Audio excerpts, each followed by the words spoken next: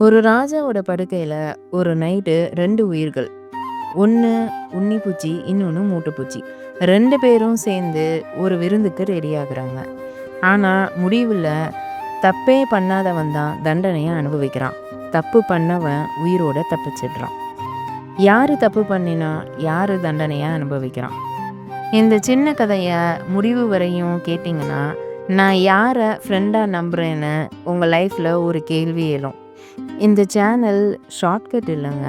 இது ஒரு பயணம். நடுவுல ஸ்கிப் பண்ணாம உங்க நேரத்தை ரெஸ்பெக்ட் பண்ணி கடைசி வரைக்கும் அமைதியா கேட்டு பாருங்க.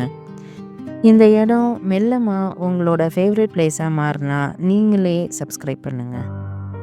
வாங்க கதைக்குள்ளார போகலாம். பல வருஷத்துக்கு முன்னாடி ஒரு பேரரசன். அவனோட படுக்கையில எப்பயுமே ஒரே பிரச்சனையாவே இருந்தது. யாரோ கடிக்கிற மாதிரியே இருக்கும். தூங்கவே முடியாது. ஒவ்வொரு காலையிலயும் அவன் ரொம்ப கோபமா கத்துவான். என்னடா இது, ராஜாவையே கடிக்கிற அளவுக்கு யாருக்கு இவ்வளோ தைரியம்? கண்ணு மட்டும் பிடிச்சேன், உயிரோடயே விட மாட்டேன் அப்படின்னு. அதே படுக்கையில ஒரு உன்னிப்பூச்சி வாழ்ந்திருந்தது. ரொம்ப ரகசியமா, ரொம்ப லக்ஸுரி லைஃப். சூப்பரா சூடா இருக்கே, ரொம்ப சாஃப்டான பெட்டா இருக்கு.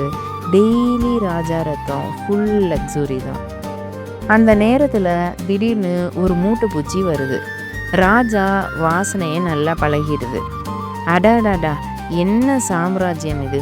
ஒரே கடி போதும், ஒரு வாரம் செட் ஆயிடலாம்.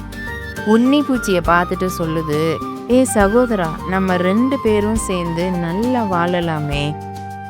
உன்னிப்பூச்சி கொஞ்சம் பயந்துக்கிட்டே சொல்லுது, இவன் ராஜா, ரத்தம் ருசி தான், ஆனால் ரிஸ்க் ரொம்ப அதிகம். நான் எப்பயுமே அவருக்கு தெரியாமல் ரொம்ப ஸ்லோவாக சாஃப்டாக தான் குடிப்பேன். நீ மூட்டைப்பூச்சி, நீ இப்போ உடனே கடிச்சின்னா நம்ம 2 பேருமே முடிஞ்சிருவோம். ஆமாங்க, இது நம்ம மனசுக்கும் ரொம்ப பரீட்சையான தருணம். இங்கே தான் நம்ம லைஃப்லையும் ஒரு விஷயம் ஞாபகத்துக்கு வரணும். அமைதியாக போய்கிட்டு இருந்த ஒரு இடத்துல திடீர்னு ஒரு புதுசாக ஒரு ஃப்ரெண்டு வருவான். வாடா, இன்னும் ஜாலியாக வாழலாம், சின்ன ஷார்ட்கட்டு தான். அப்போது நம்ம யாரை நம்புகிறோன்றது தான் நம்ம ஃப்யூச்சரை டிசைட் பண்ணோம். இப்போது இந்த கதையில் உன்னிப்பூச்சிக்கு மனசில் ஒரே குழப்பம். இவன் சொல்கிறது தப்புன்னு தான் தெரியுது, ஆனாலும் லாபம் நம்ம கண்ணு முன்னாடி தெரிகிறதுனால தப்பை மறைக்குது. இப்படியே உன்னிப்பூச்சியோட மனசு தளறிடுது. உன்னிப்பூச்சி சொல்லுது, சரி ஒரு நைட்டு தானே, பார்த்துக்கலாம் அப்படின்னு. நைட்டும் வந்துருச்சு. ராஜா படுக்கிறாரு. உன்னிப்பூச்சி வழக்கம் போல போது கரெக்ட் டைமிங்கில் ஒரு சின்ன பைட்டு தான். ராஜா திரும்பவும் தூங்கிடுறாரு. ஆனால் மூட்டைப்பூச்சி பொறுமையை இழந்துடுது. இப்போ தான் டைமு, பலமாக ஒரு பைட்டு அப்படின்னு கிடச்சிடுச்சு. ராஜா அதிர்ச்சியில் எழுந்து கத்துறான், யாரா இது அப்படின்னு. வேலையாட்கள் எல்லாரும் ஓடி வர்றாங்க. பெட்டை, தலையணைய எல்லாத்தையும் தட்டி பார்க்குறாங்க.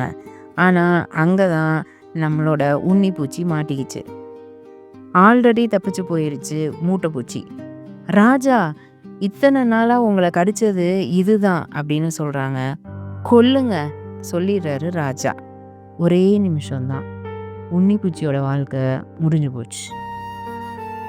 ஆமாம் நண்பர்களே, ஃபஸ்ட்டு நான் உங்கள்கிட்ட கேட்ட கேள்வி ஞாபகம் இருக்கும்னு நினைக்கிறேன். யார் தப்பிக்கிறான், யார் தண்டனையை வாங்குறான்? இப்போது இந்த கேள்விக்கு நம்ம கண்ணு முன்னாடியே பதில் இருக்குது.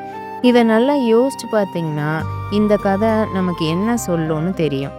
ஒரு தப்பை இன்ட்ரடியூஸ் பண்ணவன் நிறைய நேரம் தப்பிச்சு போயிடுவான். அவனை நம்பின நாம தான் விலையை காட்டுவோம். நம்ம படுக்க அப்படின்னா நம்மளோட மனசு, நம்மளோட வீடு, நம்மளோட வாழ்க்கை, அதுக்குள்ளே யாரை அலோவ் பண்ணுறோமோ அவங்க ரொம்ப முக்கியம். இந்த ஆள் நிஜமாகவே நம்ம லைஃப்பை சேஃப் ஆக்குவானா அப்படின்ற யோசனை, கேள்வி எப்பயுமே இருக்கணும். அது ஒரு ஃப்ரெண்டாகவும் இருக்கலாம், ஒரு ரிலேஷன்ஷிப்பாக கூட இருக்கலாம், இல்லாட்டி ஒரு சின்ன ஹேபிட் தானே அப்படின்னு ஆரம்பித்து ஒரு பழக்கமாக கூட இருக்கலாம். அந்த ஒரு யோசனை இந்த உன்னிப்பூச்சியையும் காப்பாற்றிருக்கோம், நம்மளையும் காப்பாற்றும். இந்த கதை உங்கள் லைஃப்லையும் யாரையாவது ஞாபகப்படுத்துதா? ஒரு மூட்டைப்பூச்சி மாதிரி திடீர்னு உள்ளே வந்த ஒரு நண்பனா, இல்லை நீங்கள் நம்பி தண்டனையை அனுபவித்த ஒரு தருணமா? இந்த சேனல் பழைய கதைகளை புதிய கண்ணோட்டத்தில் காமிக்கும். இந்த மாதிரி கதைகள் உங்களை யோசிக்க வைக்குது, உங்கள் டெசிஷனை மாற்றுதுன்னு தோணுச்சுன்னா இந்த பயணத்தில் நம்மோட சேரணும்னு அர்த்தம். அடுத்த கதையில் வாழ்க்கையோட இன்னொரு மறைந்த உண்மையை ஒன்றா தெரிக்கலாம். சப்ஸ்கிரைப் பண்ணுங்கள். Better you Tamil. கதை கேட்குறது ஈஸி, பெட்டர் ஆகுறது கிளாஸி.